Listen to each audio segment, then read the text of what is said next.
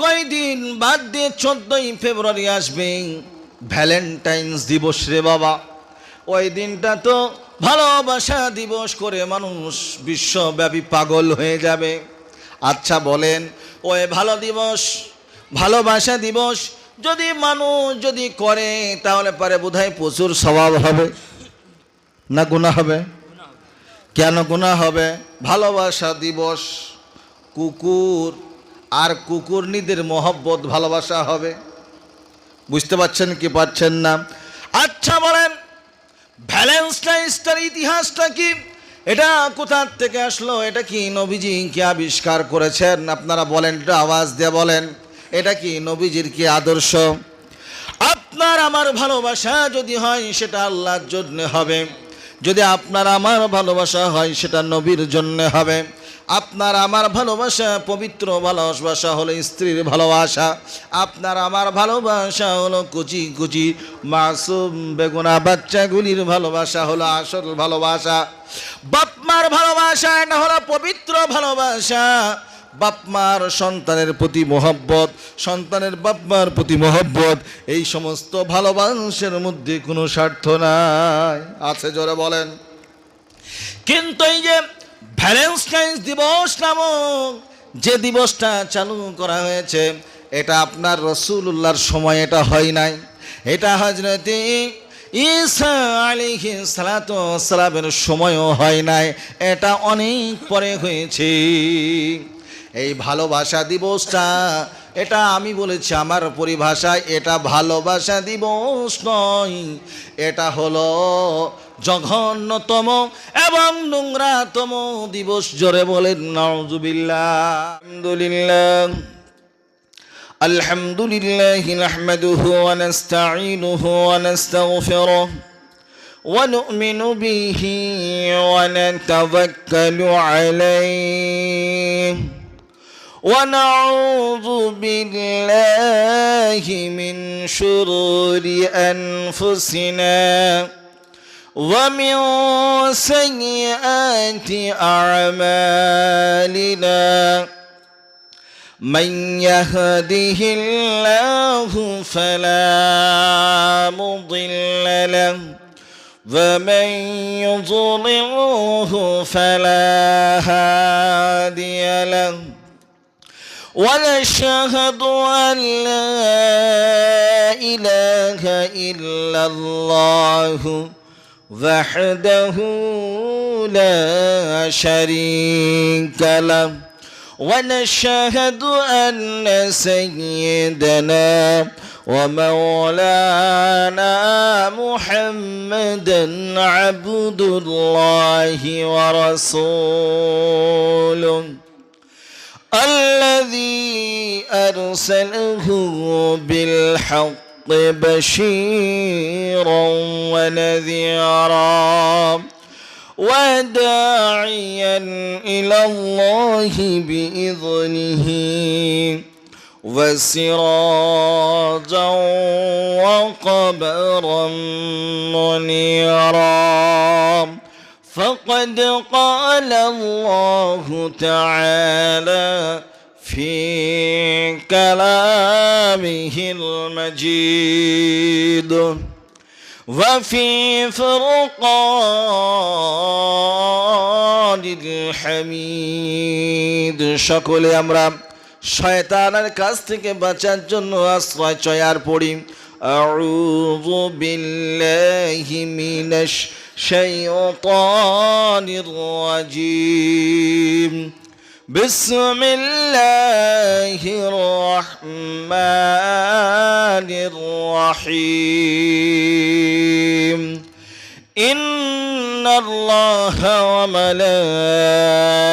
মালাইকাতাহু يصلون على النبي يا أيها الذين آمنوا صلوا عليه وسلموا تسليما. আমরা সকলেই পৃথিবীর শ্রেষ্ঠ দরুদটা পড়ি। আল্লাহুম্মা সাল্লি আলা মুহাম্মদ ওয়া আলা আলি মুহাম্মদ كما صليت على إبراهيم وعلى آل إبراهيم إنك حميد مجيد اللهم بارك على محمد وعلى آل محمد كما باركت على إبراهيم وعلى آل إبراهيم إنك حميد مجيد ধন্য গো মায়ামিনা ধন্য গো মায়ামিনা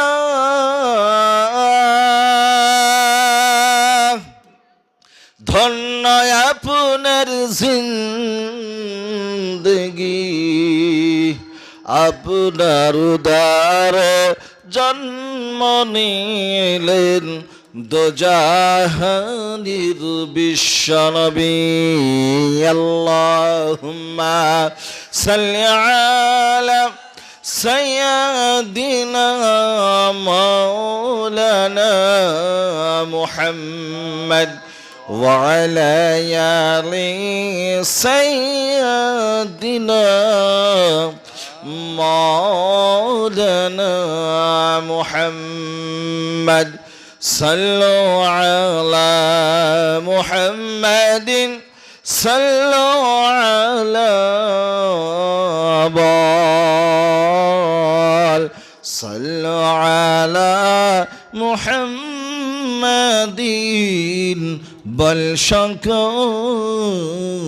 بال شكل پڑی بلغ العلا بكماله كشف الدجى بجماله حسنت جميع خصاله صلوا عليه وآله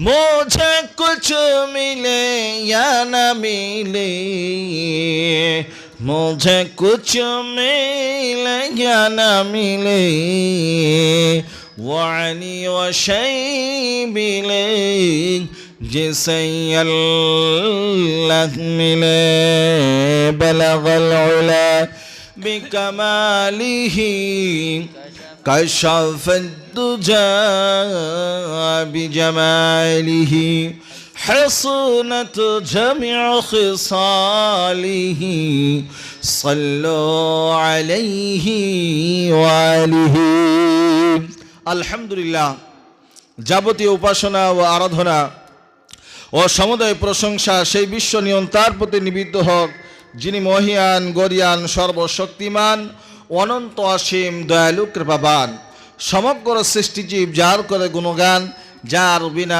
অনুমতিতে চন্দ্র সূর্য উদিত হয় না অস্তও যায় না ভক্তি ও ভালোবাসার সহিত করি তার প্রশংসা হামদ ও সানা সকলে আমরা সমবেত কণ্ঠে বলি আলহামদুলিল্লাহ আর একটু জোরে বলা যাবে না আলহামদুলিল্লাহ আল্লাহর নবী বিশ্ব নবী জনাবে মুহাম্মদুর রাসূলুল্লাহ সাল্লাল্লাহু আলাইহি সাল্লাতু ওয়াসসালাম বলছেন তামলাউ বাইনাস সামাই ওয়াল আরদি লা ইলাহা ইল্লাল্লাহ ওয়া সুবহানাল্লাহ যখন কোনো বান্দা একবার সুবহানাল্লাহ বলে একবার আলহামদুলিল্লাহ পাঠ করে আল্লাহ তাআলা বলেন আমার বান্দা বান্দিরা এই কথা বলা মাত্রই আসমানের যত খালি জায়গাগুলি আছে সমস্ত জায়গাগুলি নেকির দ্বারাই পরিপূর্ণ হয়ে যায় জয় বলেন সুবহানাল্লাহ আল্লাহর নবী অপর হাদিসে বলেছেন আফজালুল কালামি ইলাল্লাহি আরবাউন আল্লাহর নিকটে সবচাইতে চারটি বাক্য সর্বশ্রেষ্ঠ জয় বলেন সুবহানাল্লাহ সেই চারটি বাক্য শিখার ইচ্ছা আছে না নাই আমরা সবাই জানি জানি কি জানি না কিন্তু আমরা এখন হয়তো মনে করতে পারছি না বললেই কিন্তু মনে হয়ে যাবে সেটা কি সুবহানাল্লাহ ওয়ালহামদুলিল্লাহ ওয়ালা ইলাহা ইল্লাল্লাহ আল্লাহু আকবার এটা দেখতে খুবই ছোট কিন্তু আমল নামায় অত্যন্ত ভারী। আর এই চারটে বাক্য আল্লাহর কাছে সবচাইতে বেশি প্রিয়। জোরে বলেন সুবহানাল্লাহ। এটা শিখালেন কে? এই আল্লাহ শিখালেন। কে শিখালেন গো? আমাদের জামিনদার কে? নবীজি। তাহলে নবীজি যেটা শেখালেন তার বান্দার জন্য সেটা উপকারী না অপকারী? উপকারী। তাহলে আমরা এই আমলটা করবো তো ইনশাল্লাহ। সুবহানাল্লাহ আলহামদুলিল্লাহ ওয়ালা ইলাহা ইল্লাল্লাহ আল্লাহু আকবার বেশি বেশি করে পাঠ করব। তাহলে পরে কি হবে? নেকির পাল্লাটা মিজানে ভারী করে দিবেন কে? আল্লাহ। নবীর মহব্বত ভালোবাসা অন্তরের মধ্যে থাকতে হবে। যদি কেউ বলে যে নবীর ভালোবাসা আমার অন্তরে নাই, ওকে ইমানদার বলা যাবে? আরে জোরে বলেন মিয়া, বলা যাবে না। সর্বপ্রথম আমাদের কলিজার টুকরা কে হবেন? নবীজি সাল্লাল্লাহু আলাইহি ওয়াসাল্লাম। তারপরে অসংখ্য দরুদ ও সালাম পেশ করি মা আমিনার দুলাল আহমদে মুজতাবা মুহাম্মদে মুস্তাফা, যিনি হলেন সাইয়্যিদুল মুরসালিন শফিউল মুজনবিন রাহমাতাল লিল আলামিন। যে নবীকে সৃষ্টি না করলে আল্লাহ তাআলা পৃথিবীতে গাছপালা, তরুলতা, নদ নদী, পাহাড় পর্বত, গাছপালা কিছুই সৃষ্টি করতেন না। সেই নবীর ওপরে লক্ষ কোটি শান্তির ধারা বর্ষিত হোক। সকলে মন প্রাণকে উজাড় করে দিয়ে পাঠ করি সাল্লাল্লাহু আলাইহি ওয়াসাল্লাম। আমি আপনাদের কাছে ইনশাআল্লাহ কিছু কথা আলোকপাত করব। বক্তা এবং শ্রোতাকে সেই কথাগুলি শোনার পরে বাস্তব জীবনে বাস্তবায়ন করার তৌফিক ইনায়াত করেন। চলে বলেন আল্লাহুম্মা আমিন। তাহলে পরে আমরা সেই কথাগুলি মানব তো ইনশাআল্লাহ? বলেন। আচ্ছা বলেন, আমরা সব কিছু করব, কিন্তু আশিকে রসুল যদি না হয়ে মরতে পারি তাহলে পরে এই জীবনের কোনো দাম আছে? সব কিছু করলাম, বাড়ি গাড়ি, ডাক্তার, ইঞ্জিনিয়ার, প্রফেসর, ম্যাজিস্ট্রেট, আমরা মুসলমান না এমন কোনো জায়গায় নাই যে আমরা নাই। কথা ঠিক না? ঠিক। বলে হুজুর তারপরে তো আমরা মায়ের খাই। বলে আমাদের কর্ম যেরকম ফল সেরকম। কারোর দোষ নাই, আমাদের দোষ। কারোর দোষ নাই, আমাদের দোষ। আমরা কাউকে দোষারোপ করব না। আমাদের আমলটা ভালো হয়ে যাক, সব কিছু পরিবর্তন হয়ে যাবে। কে করবেন? আল্লাহ করবেন। কে করবেন? তাহলে পারে আদব আখলাক আদর্শ কার মতন করব? আল্লাহর নবীর মতো। কার মতো? জোরে বলেন। নবীজির মতো।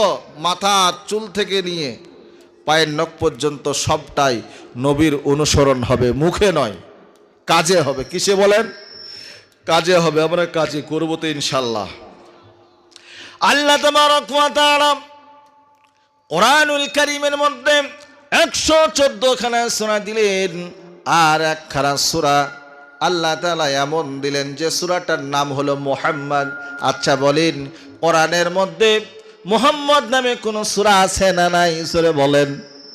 আছে। তাহলে নবীজির যদি নাম যদি বা বরকতপূর্ণ না হতো তাহলে পারে নবীজির নামে কখনো সূরাটা সন্নিবেশিত হতো না। নবীর মর্যাদাকে আল্লাহ তাআলা আকাশচুম্বী করেছেন। আল্লাহ তাআলা সেই জন্য আল্লাহ যেমন মহান, তার নবীর মর্যাদাকেও আল্লাহ তাআলা মহান করেছে। জোরে বলেন সুবহানাল্লাহ। আল্লাহ পাকের পরে আসমানের নিচে জমিনের ওপরে আল্লাহর পরে সবচাইতে যদি কাউরির মর্যাদা থাকে সেটা হলো বিশ্বনবী জনাবে মুহাম্মদুর রাসূলুল্লাহ সাল্লাল্লাহু আলাইহি ওয়াসাল্লাম। ভাইরা আমার, সেই নবী সম্পর্কে আল্লাহ তাবারক ওয়া তাআলা পারা নাম্বার 3 সূরার নাম সূরাতুল ইমরানের 31 নম্বর আয়াতের মধ্যে আল্লাহ তাআলা কত সুন্দর করে আল্লাহ তাআলা বর্ণনা করতেছেন। আল্লাহ তাবারক ওয়া তাআলা পারা নাম্বার 3 সূরার নাম সূরাতুল ইমরান আয়াত নম্বর 31 এর মধ্যে আল্লাহ তাআলা বলতেছেন নবীজি সম্পর্কে, কুল ইন কুনতুম তুহিব্বুনাল্লাহ ফাত্তাবিউনি ইউহিব্বুকুমুল্লাহ ওয়া ইয়াগফির লাকুম যুনুবাকুম ওয়াল্লাহু গফুরুর রহিম। আল্লাহু আকবার। আল্লাহ তাআলা বলেন, হে নবী আপনি বিশ্ববাসীকে জানায়া দেন, কুল ইন কুনতুম তুহিব্বুনাল্লাহ, কেউ যদি আল্লাহকে ভালোবাসতে চায় ফাত্তাবিউনি, তাহলে পারে তারা যেন আপনার অনুসরণ করে। কার অনুসরণ? জোরে বলেন। আল্লাহর নবীর অনুসরণ। বিশ্ব নবীকে এমন প্রাণ দিয়ে ভালোবাসতে হবে, আল্লাহর নবীকে এমন ভালোবাসা বাসতে হবে যেরকম ভাবে সাহাবায়ে কেরাম জীবন দিয়েছেন, বিবিকে বেওয়া করেছেন, স্ত্রীকে বেওয়া করেছেন, সন্তানকে ইয়েতিম করেছেন, এবং শুধু তাই নয় বরং অর্থ দিয়ে টাকা পয়সা দিয়ে সহযোগিতা করেছেন। শুধু এখানেই শেষ নয়, আল্লাহর নবীকে বাঁচাতে যে অনেক সাহাবী তারা জীবন পর্যন্ত বাজি লাগাইছেন। জোরে বলেন সুবহানাল্লাহ। তাহলে পারে নবীর ভালোবাসা আপনার আমার অন্তরের মধ্যে থাকা লাগবে কি লাগবে না?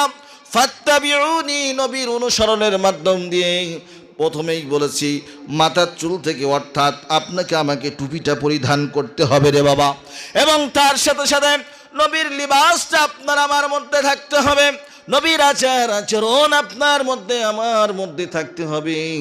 ফাত্তাবিউনি, তবেই নবীকে ভালোবাসা হবে, নবীর অনুকরণ করা হবে। ইউহিব্বুকুমুল্লাহ, তবেই আল্লাহ কি ভালোবাসা হবে। যদি নবীর ভালোবাসা, নবীর মহব্বত যদি অন্তরে থাকে, তাহলে পরে আল্লাহ তাআলা বলছেন ইয়াগফির লাকুম যুনুবাকুম ওয়াল্লাহু গফুরুর রহিম। আল্লাহ বলেন তোমার জীবনের গুনাহগুলি আমি মাফ করে দিব। তোমার জীবনে যা কিছু অন্যায় করেছো, যা কিছু রাহাজানি করেছো, চিন্তাই করেছো, মস্তানি করেছো, নবীর আদর্শ যেমন ঢুকলো অমনি সঙ্গে সঙ্গে আল্লাহ পাক তোমার জীবনের সবগুলি গুনাহকে আল্লাহ তাআলা মাফ করে দিবেন। আর শুধু মাফ করবেন না, আল্লাহ তোমার সম্মানকে আল্লাহ তাআলা বাড়াইয়া দিবেন। আর যখন সম্মানটা বাড়াইয়া দিবেন, আল্লাহ তাআলা তোমার মান মর্যাদাকে বাড়ানোর সাথে সাথে আল্লাহ তাআলা তোমার রুজিতে, তোমার কাজে কর্মের মধ্যে আল্লাহ তাআলা বরকত দান করবেন। জোরে বলেন সুবহানাল্লাহ।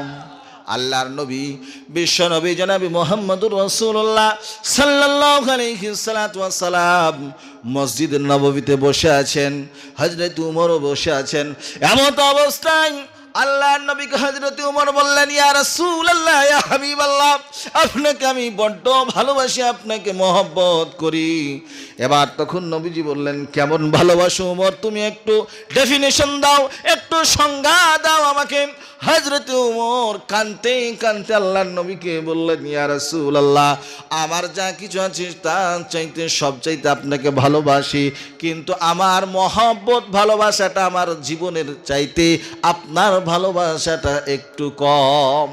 আল্লাহর নবী বললেন, উমর তুমি এখনো পর্যন্ত কামিল ইমানদার হতে পারো নাই। যদি কামিল ইমানদার হতে হয় তাহলে পরে তোমার জানের চাইতেও আমাকে বেশি ভালোবাসতে হবে। জোরে বলেন সুবহানাল্লাহ।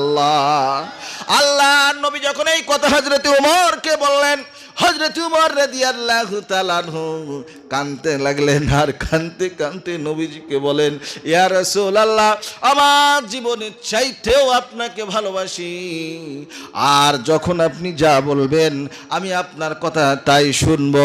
আল্লাহর নবী বললেন, উমর তুমি এতক্ষণ পর্যন্ত পূর্ণাঙ্গ ঈমানদার ছিলে না, কিন্তু যেমন এই কথা বললে আল্লাহর দরবারে তুমি পরিপূর্ণ ঈমানদার হয়ে গেলে। জোরে বলেন সুবহানাল্লাহ। তাহলে বুঝতে পারছেন যে আমরা ভালোবাসি আমার বিবিকে, আমরা ভালোবাসি আমাদের স্ত্রীদেরকে, তাহলে পরে এই ভালোবাসা আর নবীর ভালোবাসার মধ্যে পার্থক্য আছে না নাই? আরে জোরে বলেন আছে। তাহলে পরে আমাদের ভালোবাসা হযরত উমরের মতো হয়েছে। তাহলে আমরা মার খাবো না তো অন্য কেউ খাবে কি খাবে না বলুন? তাহলে আমরাই তো মার খাবো, মানে নবীর ভালোবাসা মুখে অন্তরে নাই, তাহলে এই ভালোবাসার কোনো মূল্য নাই। ভালোবাসতে হবে জীবন যৌবন সবটাই আল্লাহর নবীর জন্য। কথা ঠিক না বে ঠিক? জোরে আওয়াজ দিয়ে বলেন ঠিক।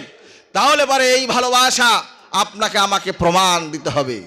তাহলে কিসের মাধ্যম দিয়ে? আদর্শের মাধ্যম দিয়ে। নবীজি কিরকম ভাবে চলেছেন, নবীজির সাহাবারা কিভাবে চলেছেন, সেই অনুকরণ করেই আপনাকে আমাকে কি করতে হবে? ভালোবাসার পরিচয় দিতে হবে। আল্লাহর নবীর সাহাবা হযরত উমর রাদিয়াল্লাহু তাআলা আনহু নবীজিকে এত ভালোবাসতেন। নবীজি সাল্লাল্লাহু আলাইহি ওয়াসাল্লামের কাছে একজন এসেছে। আসার পরে নবীজিকে বলছেন, ইয়া রাসূলুল্লাহ, ইয়া হাবিবাল্লাহ, আপনি আমাকে একটা অনুমতি দেন। এবার তখন আল্লাহর নবী সাহাবারা বসে আছেন, হযরত উমরও বসে আছেন। বলে, কি অনুমতি? আমি জিনা করব, আমি ব্যভিচারী করব। সাহাবায়ে কেরাম রিজওয়ানুল্লাহি তাআলা আলাইহিম আজমাইন রাগান্বিত হয়ে গেলেন। হযরত উমর রাগান্বিত হয়ে গেলেন। আল্লাহর নবী বললেন, ও উমর, ও আমার সাহাবারা, তোমরা উত্তেজিত হইও না, তোমরা রাগান্বিত হইও না, তোমরা একটু থামো। আল্লাহর নবী করলেন কি? তাকে ডাকলেন। ডাকার পরে আল্লাহর নবী বললেন, শোনো, যদি তুমি ব্যভিচারী যদি করতে চাও, কাউরের না কাউরের সাথে তুমি জিনা করবে, ব্যভিচারী করবে, সেটা যদি তোমার নিজের মা হয়, কিংবা নিজের বোন হয়, কিংবা তোমার স্ত্রী হয়, তোমার সন্তান হয়, তোমার যদি মেয়ে হয়, যদি সেটা তোমার ফুপু হয় কিংবা খালা হয়, আর তোমার অপোজিটে যদি অন্য কোনো পুরুষ যদি এই কাজ করে, তাহলে পরে কি তোমার কি সহ্য হবে? সেই লোকটি বলল, না রাসূলুল্লাহ, এটা আমার সহ্য হবে না। অমনি সঙ্গে সঙ্গে আল্লাহর নবী তাকে দোয়া দিলেন, তার মাথায় হাত বুলিয়ে দিলেন। আর সেই দিন থেকে সেই লোকটি এতটাই আল্লাহ ভীরু হয়ে গেলেন, এতটাই নবীর প্রেমিক হয়ে গেলেন, সেই দিন থেকে আর জীবনে কোনো দিন কোনো নারীর দিকে খারাপ নজরে, খারাপ দৃষ্টিতে তাকান নাই। জোরে বলেন সুবহানাল্লাহ। ভাইরা আমার, আর একটা কথা শুনেন। আল্লাহর নবী, বিশ্ব নবী জনাবে মুহাম্মদুর রাসূলুল্লাহ সাল্লাল্লাহু আলাইহি ওয়াসাল্লাম যখন মক্কা নগরীতে ছিলেন, থাকা অবস্থায় আল্লাহর নবীকে বিভিন্ন সময় কাফির বেঈমান মুশরিকেরা কষ্ট দিয়েছে। হযরত ওমর দেখেছেন, হযরত ওমরের চোখগুলো আগুনের মতো লাল বিবর্ণ হয়ে যায়। হয়ে যাওয়ার পরে আল্লাহর নবীকে বলেন, ইয়া রাসূলুল্লাহ, ইয়া হাবিবাল্লাহ, আমাকে অনুমতি দেন, ওই সমস্ত কাফির বেঈমানগুলিকে আমি শেষ করে দেব আমার জীবন থাকা পর্যন্ত, যতক্ষণ পর্যন্ত আমি আল্লাহর রাস্তায় শহীদ না হয়ে যায়। হযরত ওমরকে আল্লাহর নবী বললেন, ওমর, তুমি এই রকম কাজ করো না, তোমার নবী যেরকম ভাবে ধৈর্য ধরেছে, তুমি তার উম্মতি হয়ে, তার অনুসারী হয়ে তুমিও ধৈর্য ধরো। কে বলছে? আল্লাহর নবী বলছেন। কাকে বলছেন? হযরত ওমরকে বলছেন। হযরত ওমর কিরকম ভালোবেসেছেন?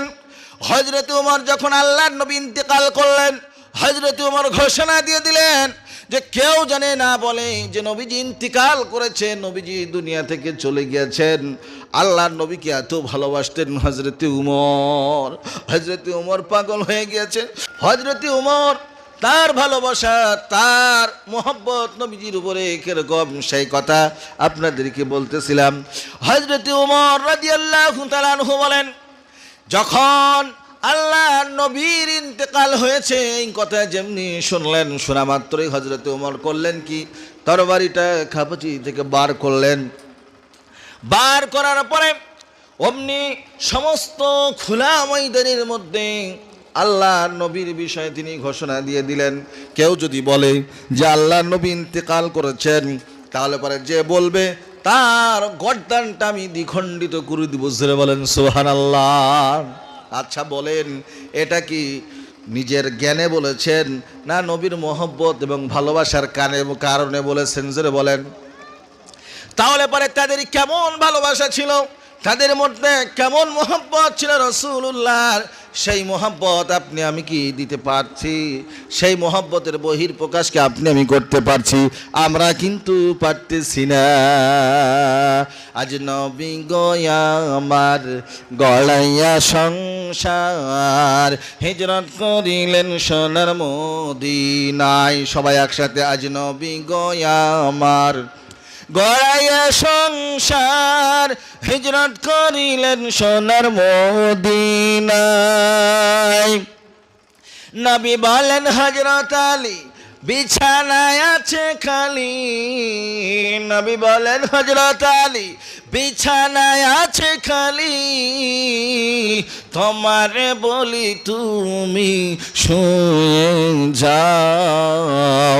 আজ নবী গো আমার গড়াইয়া সংসার, শুয়ে আছেন সোনার মদিনায়। আজ নবী গো আমার গড়াইয়া সংসার, হিজরত করিলেন সোনার মদিনায়। আব্দুল্লাহর ওই পৃষ্ঠ হতে মায়া মিনার শেখে মেতে, আব্দুল্লাহর ওই পৃষ্ঠ হতে মায়া মিনার শেখে মেতে, জন্ম নিলেন নবী মক্কাতে। আজ নবী গো আমার গড়াইয়া সংসার, শুয়ে আছেন সোনার মদিনায়। আজ নবী গো আমার গড়াইয়া সংসার, হিজরত করিলেন সোনার মদিনায়। ওই নবীর নামে দরুদ পড়িলে, ওই নবীর নামে দরুদ পড়িলে, হাবিয়া দোজখ নিভে যায়। আজ নবী গো আমার গড়াইয়া সংসার, শুয়ে আছেন সোনার মদিনায়। আজ নবী গো আমার গড়াইয়া সংসার, হিজরত করিলেন সোনার মদিনায়। ওই নবীর নামে দরুদ পড়িলে, ওই নবীর নামে দরুদ পড়িলে, হাবিয়া দোজখ নিভে যায়। আজ নবী গো আমার গড়াইয়া সংসার, শুয়ে আছেন সোনার মদিনায়। ওই নবীজি আমার উম্মতের মায়ায়, ওই নবীজি আমার উম্মতের মায়ায়, এখনো কাঁদিয়া যায়। আজ নবী গো আমার গড়াইয়া সংসার, শুয়ে আছেন সোনার মদিনায়। আজ নবী গো আমার গড়াইয়া সংসার, হিজরত করিলেন সোনার মদিনায়। ভাইরা আমার, আপনারা জানেন আজকে 8ই ফেব্রুয়ারি। কতই ফেব্রুয়ারি? 8ই ফেব্রুয়ারি। আর কয়দিন বাদ দিয়ে 14ই ফেব্রুয়ারি আসবে, ভ্যালেন্টাইন্স দিবস রে বাবা। ওই দিনটা তো ভালোবাসা দিবস করে মানুষ বিশ্বব্যাপী পাগল হয়ে যাবে। আচ্ছা বলেন, ওই ভালোবাসা দিবস যদি মানুষ যদি করে, তাহলে পারে বোধহয় প্রচুর স্বভাব হবে না গুনাহ হবে? কেন গুনাহ হবে? ভালোবাসা দিবস, কুকুর আর কুকুরনিদের মহব্বত ভালোবাসা হবে। বুঝতে পারছেন কি পারছেন না? আচ্ছা বলেন, ভ্যালেন্টাইন্সটার ইতিহাসটা কি? এটা কোথা থেকে আসলো? এটা কি নবীজি কি আবিষ্কার করেছেন? আপনারা বলেন, একটু আওয়াজ দিয়ে বলেন, এটা কি নবীজির কি আদর্শ? আপনার আমার ভালোবাসা যদি হয় সেটা আল্লাহর জন্য হবে, যদি আপনার আমার ভালোবাসা হয় সেটা নবীর জন্য হবে।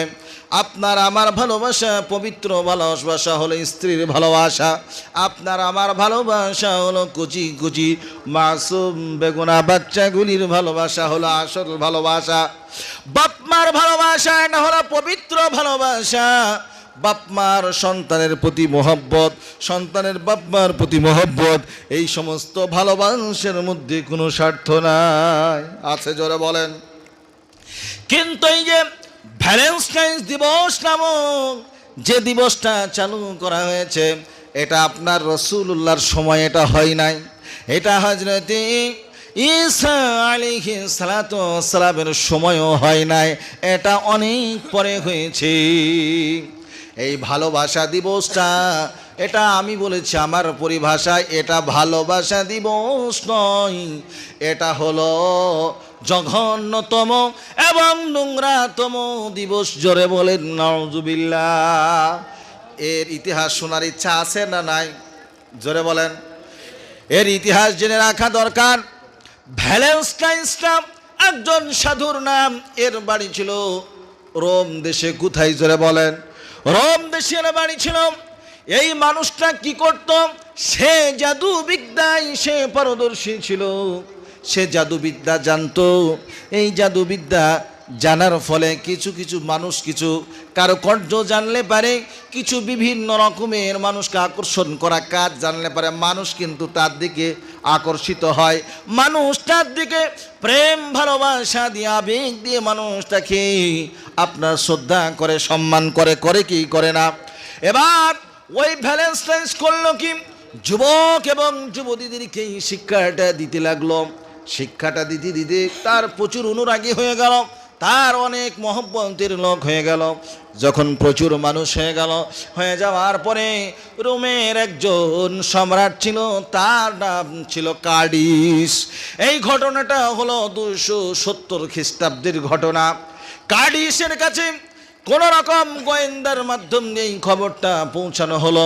পৌঁছানোর পরে কার্ডিস করলো কি, তার গোয়েন্দা বাহিনী দিয়ে বিভিন্ন জায়গায় খোঁজ খবর নিয়ে দেখা গেল তার দেশের যুবক এবং যুবতীগুলি আস্তে আস্তে জাদুবিদ্যা শিখতে আরম্ভ করেছে।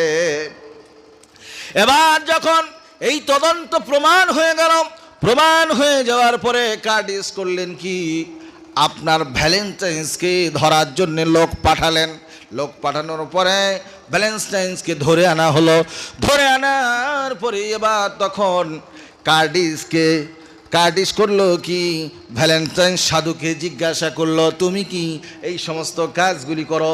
তুমি কি যুবক যুবতীদেরকে এই সমস্ত শিক্ষাগুলি দাও, জাদুবিদ্যা শিক্ষা?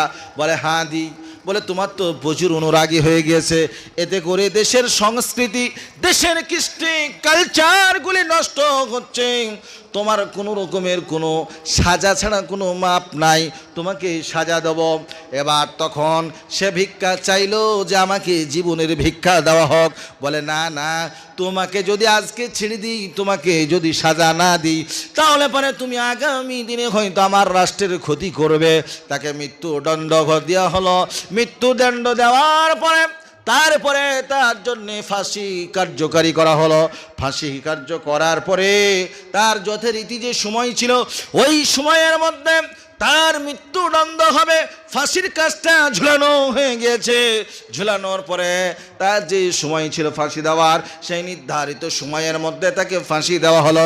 ফাঁসি দেওয়ার পরে তারপরে তার সমস্ত অনুরাগীদের কি বললো, এর বিষয়ে আর কোনো কথা বলবে না, এর বিষয়ে কোনো রকমের কোনো দেশে হাঙ্গামা করবে না, এই কথা বলে ছেড়ে দেওয়া হলো।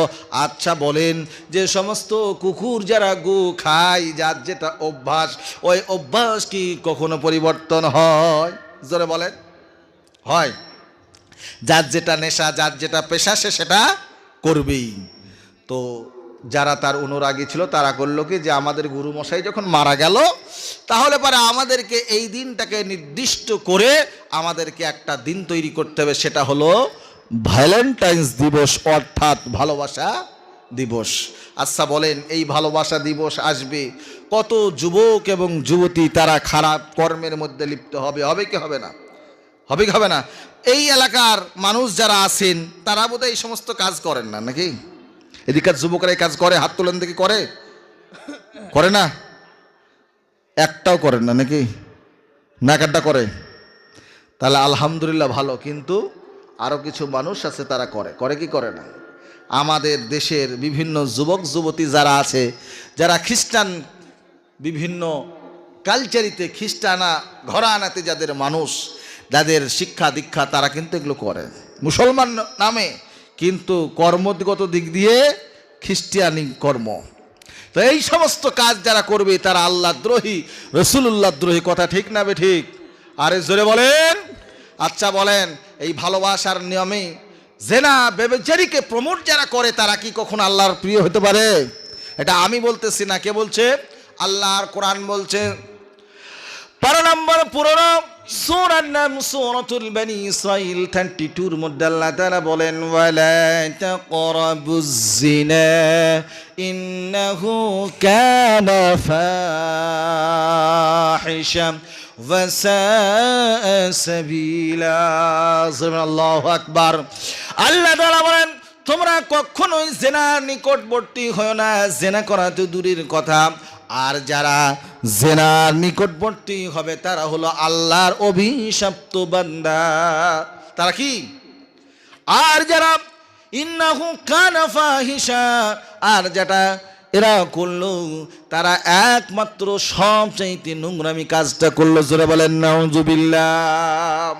আল্লাহ রাব্বুল আলামিন অপর এক জায়গায় কোরআনুল কারীমের মধ্যে কত সুন্দর করে, কত চমৎকার করে আল্লাহ তাআলা ওই কথাটাকে কোট করেছেন, সন্নিবেশিত করেছেন। 12 নম্বর 18 সূরার নাম সূরাতুন নূর আয়াত নম্বর 19 এর মধ্যে আল্লাহ তাআলা বলেন ইন্নাল্লাযীনা ইউহিব্বুনা আন তাশিআল ফাহিশাতু ফিল্লাযীনা আমানু লাহুম আযাবুন আলীবুন ফিদ الدنيا والآخرة والله يعلم وأنتم لا تعلمون। আল্লাহ তাআলা বলেন যারা ঈমানদারদের মধ্যে খারাপ কাজ অপকর্মগুলি ছড়িয়ে বেড়ায়, আল্লাহ তাআলা বলেন তাদের দুনিয়া তো শেষ এবং পরকালেও শেষ। জোরে বলেন নাউজুবিল্লাহ। তাহলে পারে এই সমস্ত কাজ করলে পারে কি হবে? তার শাস্তি হল আল্লাহ তাআলা দুনিয়াতেও তাদেরকে শেষ করলেন এবং পরকাল যে অনন্ত অনন্ত কাল রয়েছে সেই অনন্ত কাল তাদের শেষ হয়ে গেল। জোরে বলেন নাউজুবিল্লাহ। আবার আল্লাহ তাআলা কোরআনুল কারীমের মধ্যে বলেন রব্বানা আতিনা ফিদ দুনিয়া হাসানা ওয়া ফিল আখিরাতি হাসানা ওয়া কিনা আযাবান নার। আল্লাহ তাআলা বলেন বান্দারে আমার কাছ থেকে তোমরা দুনিয়ার কল্যাণ চাও, পরকালের কল্যাণ চাও, আর তোমরা জাহান্নাম থেকে মুক্তি চাও। মুফাসসির ইকরামগণ বলেন দুনিয়ার কল্যাণ মানে কি? দুনিয়ার কল্যাণের 4টা ব্যাখ্যা। কয়টা? জোরে বলেন। আচ্ছা, ওয়াজ কোরআন থেকে ভালো লাগে না খারাপ লাগে? আরে জোরে আওয়াজ দিয়ে বলেন। আল্লাহর কোরআনের চাইতে পৃথিবীতে শ্রেষ্ঠ কোনো কথা হতে পারে না, আর রাসূলুল্লাহর হাদিসের চাইতে পৃথিবীতে এত সুন্দর এত চমৎকার কথা আর কারো হতে পারে না। জোরে বলেন আল্লাহু আকবার। আল্লাহ তাআলা বললেন আমার কাছে দুনিয়ার কল্যাণ চাও। দুনিয়ার কল্যাণ থেকে মুফাসসিরিনগণ 4টা অর্থ বার করেছেন। 1 নম্বরে বলেছেন তোমরা 4টে যে কল্যাণ তার মধ্যে থেকে 1 নম্বরের কল্যাণ হলো সুস্বাস্থ্য। কি স্বাস্থ্য? জোরে বলেন সুস্বাস্থ্য। 2 নম্বরে আল্লাহ তাআলা বলছেন যে তোমার যে প্রোটেকশন দরকার সেই প্রোটেকশন এবং তোমার নিরাপত্তাটা আমি আল্লাহ তাআলা নিয়ে নিলাম। জোরে বলেন সুবহানাল্লাহ। আর 3 নম্বরে হলো নিজের সৎ নেককারিনী স্ত্রী। জোরে বলেন সুবহানাল্লাহ। আর 4 নম্বরে হলো হালাল রুজি। হালাল রুজি এই 4টা জিনিস যদি থাকে দুনিয়াতে সে সব পেয়ে গেল। জোরে বলেন সুবহানাল্লাহ। আচ্ছা বলেন যদি স্বাস্থ্য যদি ভালো না থাকে আপনার হাজারো টাকা থাক কোনো দাম আছে? যারা বলেন কোনো দাম আছে? কোনো দাম নাই। আপনার রাস্তা দিয়ে যাচ্ছেন, রাস্তা দিয়ে যাওয়ার পরে আপনাকে কেউ গুলি করে মেরে দিল, তাহলে আপনার জীবনের কি নিরাপত্তা আছে? কোনো নিরাপত্তা নাই। কিন্তু আল্লাহ বলছেন তোমরা আল্লাহর হুকুমকে ফলো করো, অবশ্যই সেই প্রোটেকশন আমি নেব। বলেন সুবহানাল্লাহ। 3 নম্বর হলো নেককার বিবি। যদি নেককার বিবি যদি কাউরের না থাকে, চরম সুন্দরী বিবি, কিন্তু আপনি যখন ঘরে থাকে না বিবি অন্য জায়গায় চলে যায়, আচ্ছা বলেন ওই বিবি কি ভালো? ভালো? বিবি যদি কালো হয় আর নেককারিনী হয়, সৎ যদি হয়, বিবি কালো হলেও লাগবে দেখতে ভালো। কথা ঠিক না বে ঠিক? আর আপনি লাখ লাখ কোটি কোটি টাকা ইনকাম করছেন কিন্তু বেবরকতে টাকা, হারামের টাকা আপনি ইনকাম বহুত দেখবেন কিন্তু শান্তি জীবনে দিবে না। তাহলে পারে হালাল রুজির দরকার আছে না নাই? আচ্ছা বলেন যারা আমরা গরিব মানুষ খেটে খাই, নামাজটা 5 ওয়াক্ত পড়ি, আল্লাহর হুকুম মানি, রসুলুল্লাহকে ভালোবাসি। আচ্ছা বলেন, ওই ব্যক্তি যখন রাত্রেবেলায় এশার নামাজ পড়ে শুবে তার ঘুমটা খুব আরামের হবে। সারাদিন ক্লান্ত শ্রান্ত শরীর যেমনি বিছানায় শুবে অমনি সঙ্গে সঙ্গে ঘুম চলে আসবে। আর যারা অবৈধ টাকা কোটি কোটি টাকা ইনকাম করছে, আরো চাই দাও মাল, এরকম যারা করবে তারা রাত্রেবেলায় টাকা পয়সা অনেক হয়েছে, রাতের বেলায় ঘুম হবে না, ওই টাকাটা কোথায় লাগাবো, ওই টাকাটা কোথায় লাগাবো। হয়তো মাস্তারে মারে না গুন্ডাতে মারে, তার একটা ভয় থাকে কি থাকে না? জোরে বলেন, টাকা কিসের? টাকা কিসের? জোরে বলেন, হারামের টাকা। রাতের বেলায় ঘুম নাই, তাহলে পরে ওই রকম রুজি কি ভালো? ভালো না। তাহলে এটা হলো দুনিয়ার কল্যাণ। কথা কি বুঝতে পারছেন? একদম স্পষ্ট ওয়াজ। কি ওয়াজ? স্পষ্ট ওয়াজ। তারপরে পরকারের কল্যাণ। যখন আপনি মারা গেলেন, মারা যাওয়ার পরে প্রথম স্টেশন হলো কবর। কি জোরে বলেন? কবর। আল্লাহ তাআলা বলছেন ওয়াফিল আখিরাতি হাসানা। ওই হাসানা শব্দের অর্থ হলো পরকালের কল্যাণ। পরকালের কল্যাণের মধ্যে চারটা। এক নম্বরে হলো কবরটা জানে আরামদায়ক হয়ে যায়, জান্নাত হয়ে যায়। দুই নম্বরে হলো কবর থেকে যখন উঠবেন তখন হিসাব নিকাশের জায়গা হবে কি হবে না, তাহলে পরে সেই হিসাব নিকাশটাও যেন সহজ হয়ে যায়। আর তিন নম্বরে হলো জাহান্নাম, ওই কঠিন জাহান্নাম, ওই জাহান্নাম থেকে আল্লাহ তাআলা আপনাকে আমাকে মুক্তি দিয়ে দেবেন।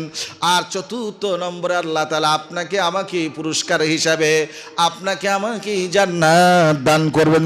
বলেন সুবহানাল্লাহ। আল্লাহ বলেন ইন্নাল্লাযীনা আমানু ওয়া আমিলুস সালিহাতি লাহুম জান্নাতুন তাজরি মিন তাহতিহাল আনহার খালিদিনা ফিহা আবাদা। আল্লাহ বলেন যারা ঈমান আনলো, আল্লাহকে বিশ্বাস করলো, আর দুই নম্বরে তারা ভালো আমল করলো, আল্লাহ বলেন তাদের জন্য আমি জান্নাত রেখেছি। এমন জান্নাত, এমন জান্নাত আমি আল্লাহ তাআলা তাদেরকে দান করব। ওই জান্নাতের মধ্যে যখন বান্দা চলে যাবে, ওই জান্নাতের তলদেশ দিয়ে একটা নহর চলে যাবে আসামের বুকে। কত সুন্দর মনোরম মনোরম সুন্দর সুন্দর দৃশ্য আছে। ওই যে পাহাড়গুলো দেখা যায়, আর পাহাড়ের নিচ দিয়ে ছোট ছোট জলপাতগুলি প্রবাহিত হচ্ছে, যার পানিগুলো কত সুন্দর। দেখবেন যে সমস্ত জলপ্রপাত দিয়ে পানিগুলি প্রবাহিত হয়, ওই পানি পান করবেন, জীবনে কোনোদিন রোগ হবে না, কোনোদিন আপনার অসুস্থতা কোনোদিন আপনার অন্তরের মধ্যে লাগবে না। আল্লাহ তাআলা ওই সমস্ত পানি যদি দুনিয়াতে দেন, তাহলে পরে যে জান্নাতটা আল্লাহ তাআলা দান করবেন, ওই জান্নাতের পানিটা কত সুন্দর হবে। জোরে বলেন সুবহানাল্লাহ। আরে জোরে বলেন সুবহানাল্লাহ। তাহলে পারে আমরা কি সেই জান্নাতে যেতে চাই কি চাই না? তাহলে আমরা নবীর আদর্শকে ফলো করব কি করব না? আমরা কি ওই ভ্যালেন্টাইন্স দিবস কি আমরা মানব? আমরা কি তাদের কি অনুসারী আমরা কি হব? না না, কখনোই হব না। তাহলে পরে এতক্ষণ তো আল্লাহর কথা শুনলেন, এবার নবীজির একটা হাদিস শোনেন। নবীজি কি বলছেন? قال رسول الله صلى الله عليه وسلم من تشبه بقوم فهو منه। নবীজি বলেন যে যেরকম ভাবে মহব্বত করবে, যার যার সাথে ভালোবাসা থাকবে, তার হাসর নাসরটা কাল কিয়ামতের ময়দানে তাদের সাথে হবে। কেউ যদি ইহুদি নাসারা খ্রিস্টানদের অনুসরণ করে, তাহলে পরে ওই অনুসরী হওয়ার কারণ থেকে আল্লাহ তাআলা তারা যে জায়গায় যাবে, তারা যদি জাহান্নামে যায়, তাহলে পরে তারা ওই জাহান্নামের মধ্যে এই অনুসারী কেউ নিয়ে যাবে। জোরে বলেন নাউজুবিল্লাহ। আচ্ছা বলেন, তাহলে পরে আমরা অনুসারী কার হব? আল্লাহ রসুলের হব। আল্লাহ রসুলের অনুসারী হলে তো কোনো দোষ নেই, এই জন্য আমরা রসুল্লাহর অনুসারী বলেন ইনশাল্লাহ হব। আরে জোরে বলেন না ইনশাল্লাহ। তাহলে পারে আমরা আল্লাহ রসুলকে মন দিয়ে, প্রাণ দিয়ে, রক্ত দিয়ে, জীবন দিয়ে, যা কিছু প্রয়োজন সব কিছু দিয়ে আমরা ভালোবাসবো কি বাসবো না? জোরে বলেন, বাসবো কি বাসবো না? একবার আমরা বলি ইয়া রাসূলুল্লাহ, জোরে বলি ইয়া রাসূলুল্লাহ, ইয়া হাবিবাল্লাহ, ইয়া নবী আল্লাহ। আল্লাহর নবী আপনার আমার জিন্দা নবী, সেই নবীর কবর মুবারকে কথাগুলি পৌঁছে যাচ্ছে। আল্লাহ পাকের নবী আপনার আমার জন্য কাল কিয়ামতের ময়দানে যেই দিনকে কেউ আপনার আমার সাহায্য সহযোগিতাকারী থাকবে না, সেই দিন আল্লাহর নবী বিশ্ব নবী জনাবি মুহাম্মদুর রাসূলুল্লাহ সাল্লাল্লাহু আলাইহি ওয়াসাল্লামকে আল্লাহ তাআলা একটা স্পেশাল জায়গা দিবেন। সেই জায়গাটার নাম হলো মাকামে মাহমুদ। ওই মাকামে মাহমুদের মধ্যে আল্লাহর নবী সেজদারত অবস্থায় থাকবে, আর আল্লাহর নবী সেই দিন শুধু কাঁদতেই থাকবে, কাঁদতেই থাকবে। নবীজি বলবেন, ইয়া হাবলি উম্মতি, ইয়া হাবলি উম্মতি, ইয়া হাবলি উম্মতি। এরকম ভাবে নবীজি কাঁদতেই থাকবে, কাঁদতেই থাকবে। আল্লাহ পাক কান্না দেখার পরে আর আল্লাহ পাক সহ্য করতে পারবেন না। নবীজির মান মর্যাদা আকাশচুম্বী।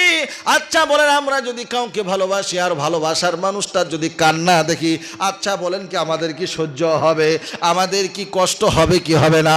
তো আল্লাহ পাকের হাবিব তার যখন এই অবস্থা দেখবেন, দৃশ্য দেখবেন আল্লাহ পাক, তখন নবীজিকে বলবেন, ওগো হাবিব, ওগো আমার দোস্ত, তুমি আজকে উঠে যাও, তোমার কান্না আমার সহ্য হয় না। কি বলতে চাও বলো?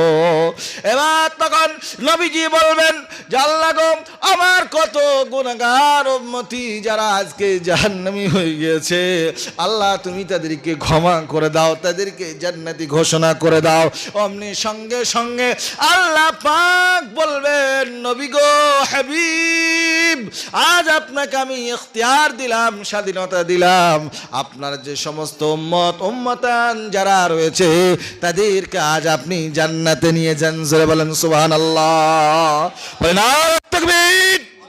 সামনে রমজান মাস আসছে বাবা, তাহলে এই রমজান মাস আসলে পারে রমজানের রোজা কারা কারা করবে? একটু হাত উঁচা করে দেখায়। ওই গো, আপনি হাত তুলছেন না? ওই বাবু তুলেন। আপনি রোজা করবেন না রমজান মাস আসলে? হাত উড়ান। সবাই একই গো, কথা বুঝতে পারছে না নাকি? আল্লাহ কবুল করুন। জোরে বলেন আমিন। হাত নামান। আচ্ছা বলেন, রমজান মাস আসলে অনেকের আবার পেটের গ্যাস হয়, হয় কি হয় না? বলে হুজুর সারা বছরটা ভালোই থাকে, কিন্তু রোজার মাসে আমি রোজাটা রাখতে পারি না, বড্ড গ্যাস হয় হুজুর। তাই বলবো, বলবো কি বলবো না?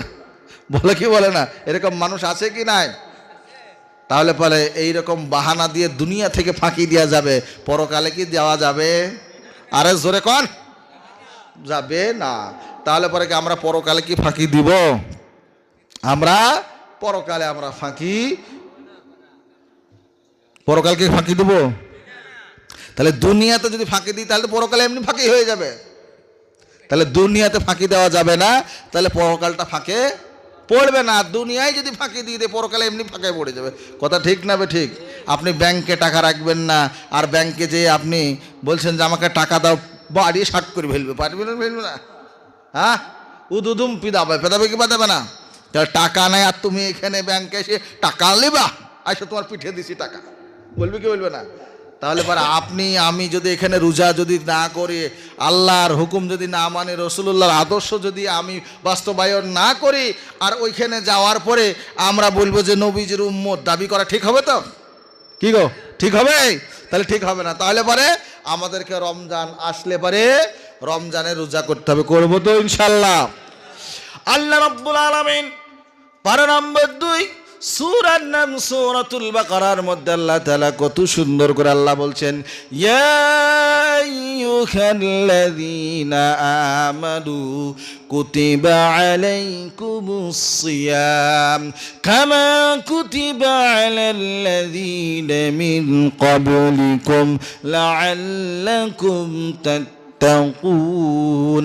আল্লাহ পাক বলেন, ও হে ঈমানদার, যারা তোমরা ঈমানের দাবি করো, আমি তোমাদের উপরে যেরকম ভাবে রোজাকে ফরজ করেছি, আমি আল্লাহ পাক তোমাদের পূর্বসূরীদের উপরে এরকম ভাবে রোজাকে ফরজ করেছিলাম। জোরে বলেন সুবহানাল্লাহ।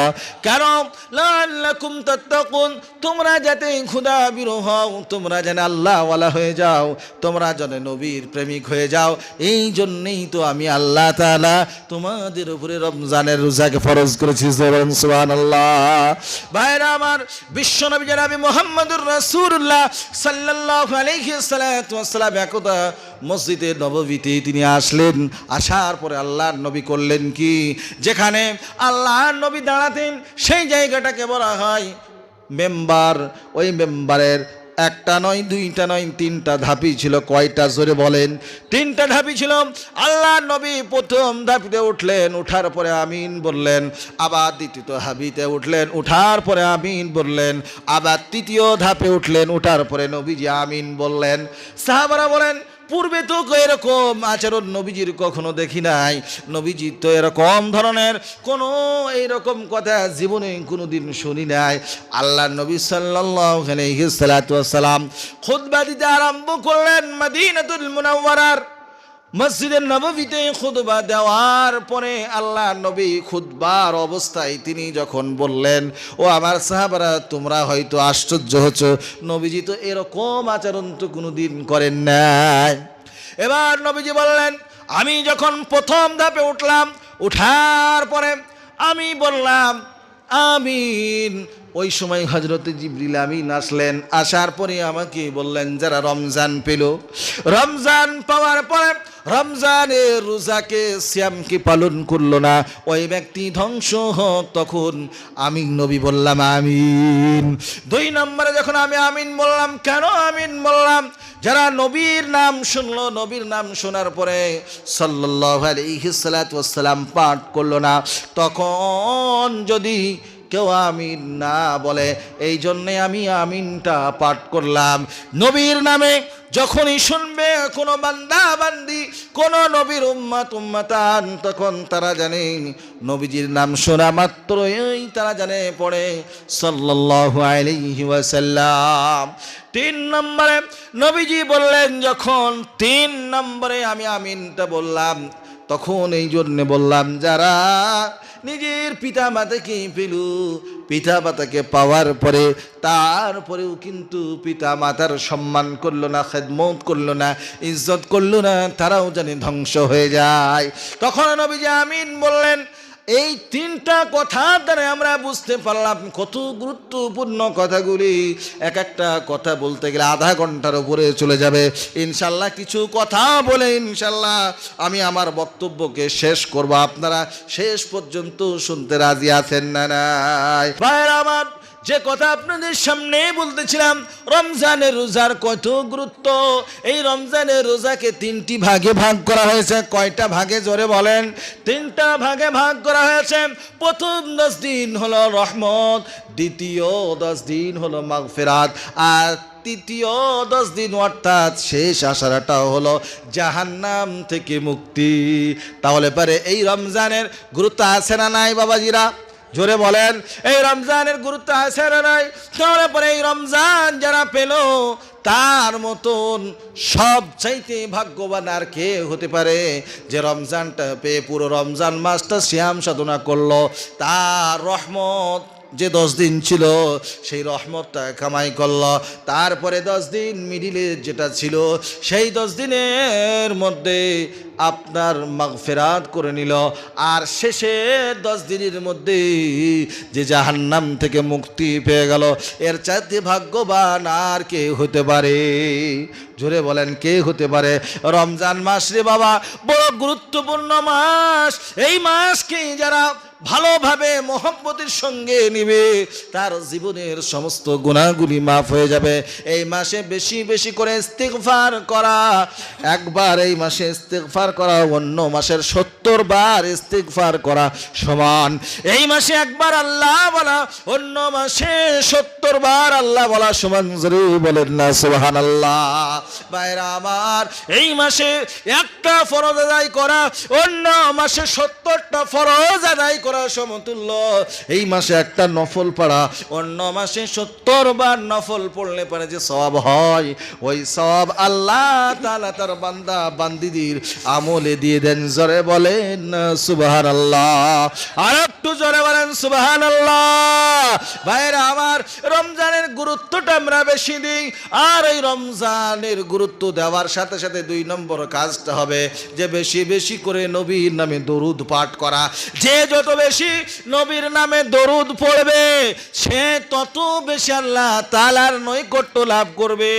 আল্লাহ তাআলা তার রুজিতে বরকত দেবেন, আল্লাহ তাআলা তার জীবনের সমস্ত বিপদ আপদগুলিকে দূর করে দিবেন, আল্লাহ তাআলা তার সমস্যাগুলিকে দূর করে দিয়ে আল্লাহ তাআলার নবীর আশিক হওয়ার কারণ থেকে আল্লাহ তাআলা তার নবীর জিয়ারতটা করায়া দিবেন স্বপ্নের মাধ্যমে। জোরে বলেন সুবহানাল্লাহ।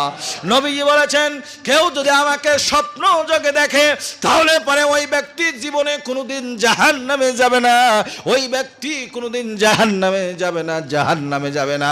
জোরে বলেন সুবহানাল্লাহ। ওই জন্য ভাইয়ারা নবীর নামে বেশি করে দরুদ পড়ুন। নবীজি সাল্লাল্লাহু আলাইহি ওয়াসাল্লাম বলেছেন মান সাল্লা আলাইয়া সালাতান ওয়াহিদাতান সাল্লাল্লাহু আলাইহা বিহা 10 মাররাতান, যে ব্যক্তি একবার আল্লাহর নবীর উপরে দরুদ পাঠ করলো আল্লাহ তাআলা তার উপরে 10টা রহমত নাজিল করেন। জোরে বলেন সুবহানাল্লাহ। তাহলে পরে বলেন 1 টাকা আপনি আল্লাহ দান করলেন আল্লাহর রাস্তায় আর আল্লাহ তাআলা আপনাকে একইর বিনিময়ে 10 দেন, তাহলে পরে কত গুরুত্বপূর্ণ বিষয়, কত দামি, কত মান সম্পন্ন বিষয়, যেটা আপনি আমি কল্পনাও করতে পারি না, যেটা আপনি আমি কখনো ধারণা করতে পারি না, এটা আপনার আমার ধারণার বাইরে। জোরে বলেন সুবহানাল্লাহ।